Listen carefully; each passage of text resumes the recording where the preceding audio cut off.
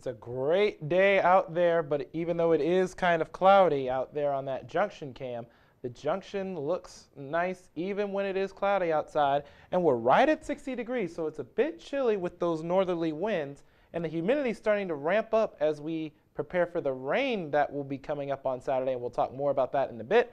Right now, it's basically around 60 throughout much of our viewing area, 59 in West Point and 61 down in Macon. But other than that, really just really just right around 60 degrees for your temperatures.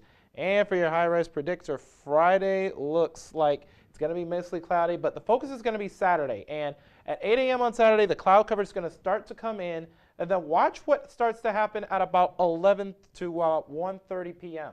We're going to start seeing some of those rain showers start to move into our area. Places like Eupora and Calhoun City, as well as Coffeyville, will already be getting the brunt of this cold front that will be giving us this rain, as well as places like Tupelo. And it'll start to push out of our area for your Saturday afternoon. So right after you get out of that basketball game against Florida A&M, it'll start to be a lot clearer for your going out for your Saturday evening. So it's going to be a pretty wet Saturday, I might say. And it'll be a pretty wet one, I must add. Anyways, 67 degrees, partly variable clouds. It's going to feel a lot like fall, with the winds going to start to shift. They're shifting more southerly at 5 to 7 miles an hour. Tonight, 41. It's going to be a bit chilly, and the clouds are going to stay around.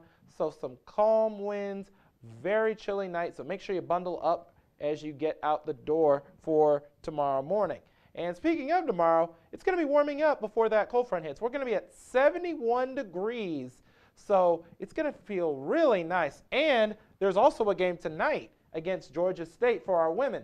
Tip-off will be at 62 degrees, and the temperatures will start to drop as you sit through the game at the hump. At halftime, it'll be about right at 60 for if you decide to leave at halftime, because our women's basketball team, the way they've been playing, it'll probably be over by then. But the post game, it'll be, if you're heading out at the end of the game, it'll be at 55 degrees. So it's going to feel a bit chillier than when you walked into the Humphrey Coliseum. And now your 7-day forecast.